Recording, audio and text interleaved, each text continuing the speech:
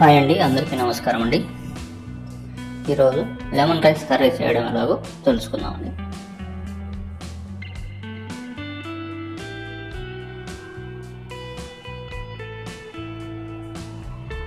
ముందుగా ఆయిల్ వేడైన తర్వాత ఆవాలు 2 స్పూన్లు, జీలకర్ర 1 స్పూను,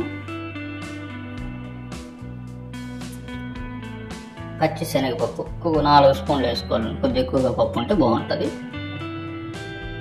కరివేపాకు, ఇవన్నీ లైట్గా వేడిన తర్వాత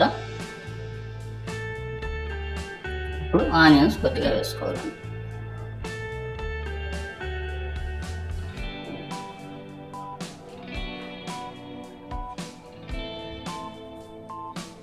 పచ్చిమిర్చి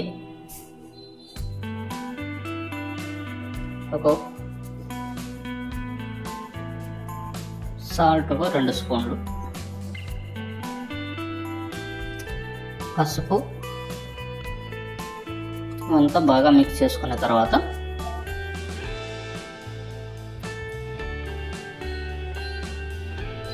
ఇప్పుడు మనం ముందుగా కలుపుకున్న చింతపండు వాటర్ అండి.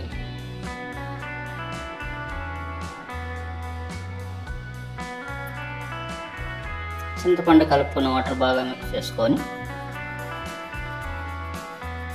ఇప్పుడు ఉప్పు కారం సరిపోయిందో ఒకసారి చూసుకొని బాగా దగ్గరికి వచ్చిన తర్వాత పులుపు మనకు ఎక్కువ కావాలంటే ఒక నిమ్మకాయను కూడా పిండుకోవచ్చండి.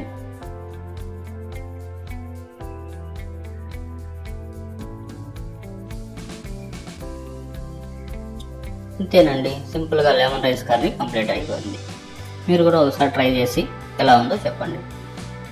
ఇప్పుడు వేడి వేడి అన్నంలో కలుపుకొని తింటుంటే చాలా బాగుంటుందండి.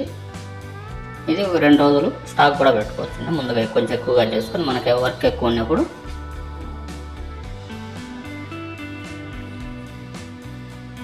థ్యాంక్ యూ ఫర్ వాచింగ్ అండి.